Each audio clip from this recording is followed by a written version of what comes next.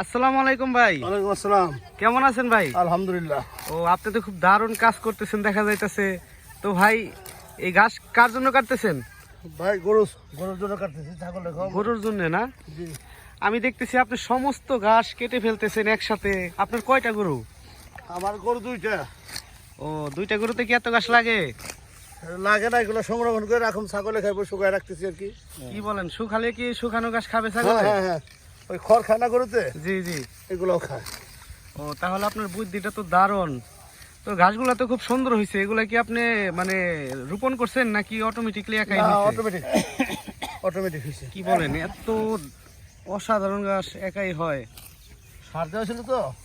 ও আপনি এখানে সার ব্যবহার করছেন, তাহলে তো ঘাস অতটা খাবে না গরুতে?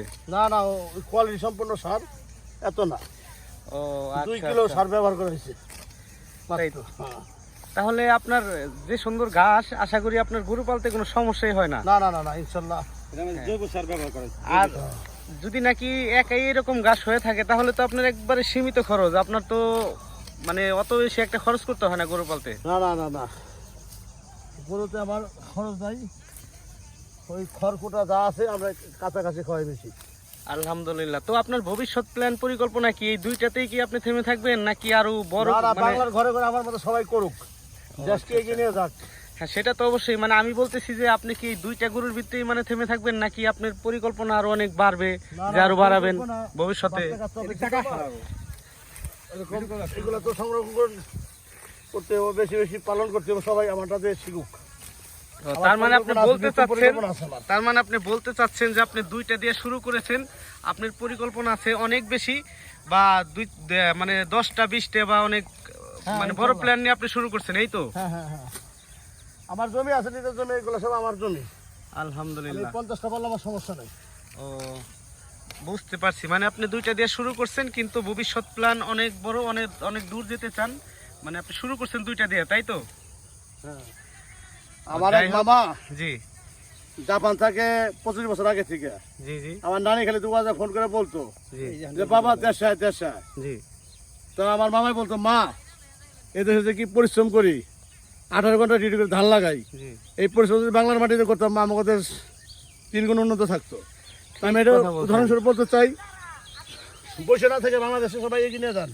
ঠিক বলছেন। যে যা পারেন করেন, মুরগি পালেন, মাছ পালেন, গরুর খামার করেন, যার যেরকম জায়গা আছে ওইভাবে দেশে অলস রাখেন না, 1 ইঞ্চি জায়গাও খালি রাখেন না, পরিশ্রম করেন দেশের জন্য। আপনি অত্যন্ত গুরুত্বপূর্ণ একটা কথা বলছেন যে আপনার মতো সবাই যদি এরকম দেশকে ভালোবাসতে হলে জি কৃষি খামারে এগিয়ে আসতে হবে সবাই। জি সরকার ওটা সুযোগ সুবিধা দেয়, জি, ওই সুযোগ সুবিধা নিয়ে সবাই এগিয়ে যান, দেশকে ভালোবাসুন। আমাদের পার্শ্ববর্তী দেশ ইন্ডিয়া, তার কালচারটা আমরা দেখেন। জি, কাগজে মাটি আমাদের দেশে অনেক শক্তিশালী মাটি। হ্যাঁ ভাই ঠিক যা বলছেন। বলবেন তাই হইব, কিন্তু আমরা অলসের মতো এখন গল্প করি, তার স্টুলে বসে কোনো কাজ কামে আমরা মনোযোগ দিই না, বুঝছেন? জি নিজের কাজের উপরে কোনো কাজ নাই, শান্তি আলাদা। ঠিক বলছেন। তো ভাই আপনার সাথে কথা বলে অনেকটা ভালো লাগলো যে আপনি মানুষকে আসলে প্রেরণা যোগাচ্ছেন, আপনি নিজে করছেন এবং অন্যকে উৎসাহিত করছেন। তো আজকে আপনাকে আমি অনেক বাংলার ধন্যবাদ। প্রতিটি মানুষের উদ্দেশ্যে বলতে চাই, জি আপনারা কেউ লেখাপড়ার ফাঁকে কেউ বসে থাকেন না, সবাই দেশকে কিনে যাচ্ছেন তো আপনারা করেন, নিজের ভবিষ্যৎ করেন, জি আর অমরখোর হাট দূর করেন সবাই। বাচ্চা কাছে স্কুলে পাঠান। আমি দেখতে চাই আমার দেশটা সোনার বাংলা হয়ে যাক, দারিদ্র্যমুক্ত বাংলাদেশ হোক। এই কৃষকের হাতে অনেক কিছু আছে, ছেলেদের হাতে অনেক কিছু আছে, সবাই মিলে এই কাজটা করেন। জি, অনেক দারুণ কথা বলছেন। তো আমাদের অনুষ্ঠানটা আজকে এই পর্যন্তই শেষ করতে চাই। তো আপনার সাথে সামনে আবার অনেক কথা হবে ইনশাল্লাহ। তো ভালো থাকবেন, আপনার জন্য রইল শুভকামনা, সামনে এগিয়ে ভালো যান। থাকবেন। আল্লাহ হাফেজ। ওকে, আল্লাহ হাফেজ।